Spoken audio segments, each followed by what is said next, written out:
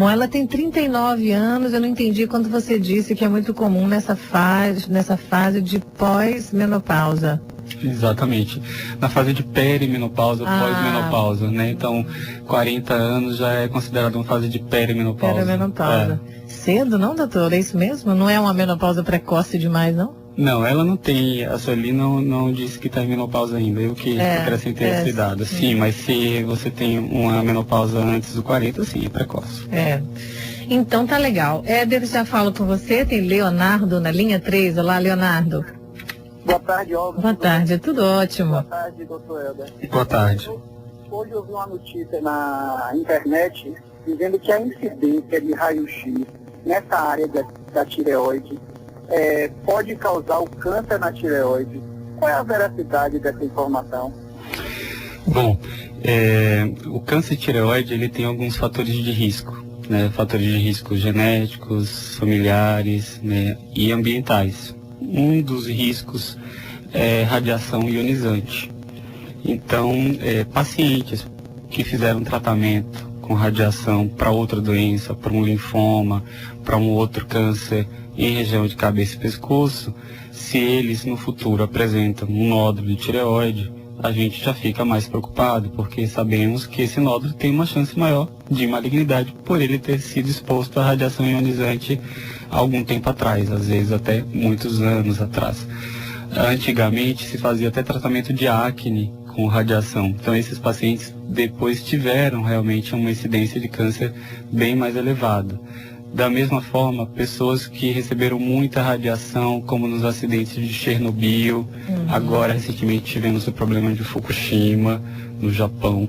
Essas pessoas também apresentaram, sobretudo crianças, que eram crianças e adolescentes na época, apresentaram mais incidência de câncer de tireoide.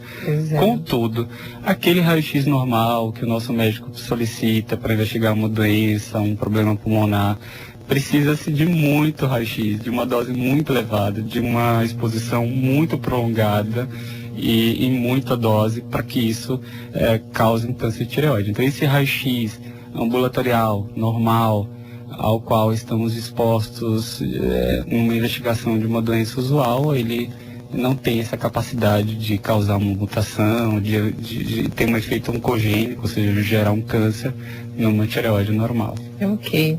Pois é, quando a gente fala em cuidados com o meio ambiente, né, a gente, quando conversa de saúde, a gente tem que dar uma lembradinha em todos vocês aí do quanto é importante cuidar do meio ambiente. Em função disso, eu acho que o meio em que a gente vive, o ar que a gente respira, as condições, né, que às vezes nós mesmos, né, por não cuidarmos direito do ambiente que a gente vive, a gente acaba destruindo as condições naturais e propiciando mesmo o aparecimento de doenças. Eu não sei se estaria diretamente ligado, mas eu não sei, alguma coisa de prejuízo vai trazer pra gente se a gente não tiver uma consciência ambiental também melhor. Éder tá na linha 2. Oi, Éder. Oi, filha, boa tarde. Tudo bem? Tudo bem. Eu gostaria de fazer uma pergunta para o doutor. Acerca da minha mãe, que ela já fez cirurgia na tireoide há aproximadamente 18 anos. Só que agora ela me mandou uma ultrassom, inclusive de Irecê, do interior da Bahia, para ver se eu consigo aqui marcar para ela uma biópsia da tireoide. Eu tenho aqui comigo a ultrassom, você pede para passar para o doutor, está 15 no mais B, 0,19, aí tem o lobo esquerdo ausente cirurgicamente, lobo direito transverso, lobo D longitudinal e nódulo isecoico heterogêneo. Tá. Então, Éder, deixa eu passar essa orientação para você e para sua mãe. A sua mãe provavelmente teve um nódulo, um bócio, né, há anos atrás. Antigamente, o procedimento mais comum era fazer uma tireoidectomia parcial, né? E muitas vezes, como essa pessoa já tem uma predisposição a formar nódulo, ela acaba desenvolvendo um nódulo do outro lado também, quando a gente deixa um lobo de tireoide na tentativa de fazer com que essa pessoa não precise, né, usar a medicação, como a gente citou agora há pouco, diariamente. Mas enfim, o fato é que sua mãe provavelmente teve uma recidiva, hoje ela tem, né, um novo nódulo no lobo que ficou no lobo restante, e esse nódulo precisa de uma avaliação que a gente chama de avaliação citológica, o exame de punção de tireoide, né? Punção por agulha fina, um exame fácil de fazer, ambulatorial, é feito realmente com agulha muito fina, onde a gente vai guiado por uma ultrassonografia, um aparelho de ultrassom e colhe material, coleta o material, faz uma punção no nódulo que está sendo visualizado ali pelo aparelho de ultrassonografia que está no exame. Com esse exame, a gente consegue coletar, né, células de dentro do nódulo e consegue afirmar para a tua mãe, para o médico que acompanha, se esse nódulo é benigno, é maligno. Uhum. Pelas características no ultrassom, quando a gente olha, essas características aí que você estava tentando me passar e que não adianta passar assim pelo rádio, a gente tem que ver a imagem, coisa, né? A gente tem que ver, sabe, Éder?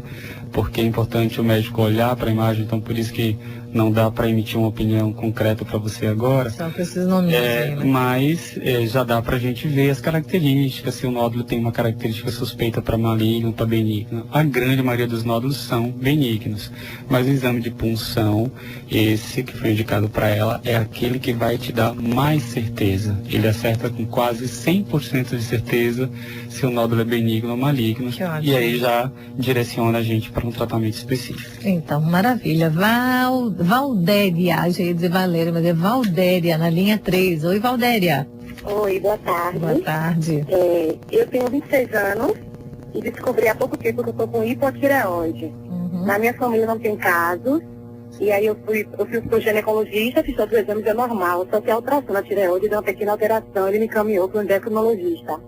E aí detectou a alteração e fez exame de laboratório, eu estou com hipotireoide, estou tomando a medicação. E eu gostaria de saber se essa medicação eu tomo a vida toda e, se possível, uma futura gravidez.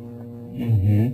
Então, Valdéria, que bom que esse diagnóstico já foi feito.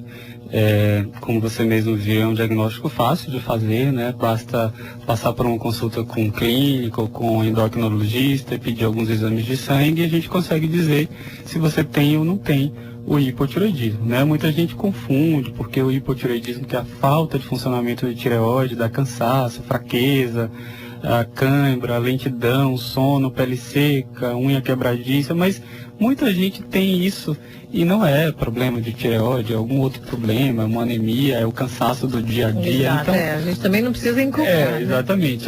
Passar por um médico e dosar os hormônios é essencial para fazer o diagnóstico. Agora que você está sendo tratada, a dose do hormônio vai se normalizar e você provavelmente vai ter uma vida normal.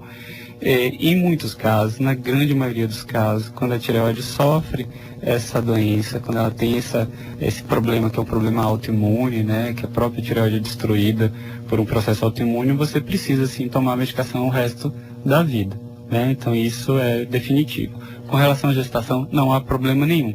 Você só tem que se lembrar o seguinte: assim que você souber que está grávida, você tem que procurar o médico. Tem que comunicar ao médico imediatamente, porque a dose da medicação que você está usando vai mudar durante a gestação, porque a necessidade de hormônio aumenta na gestação e isso é importante para o bebê.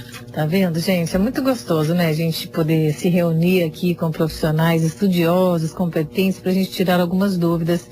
E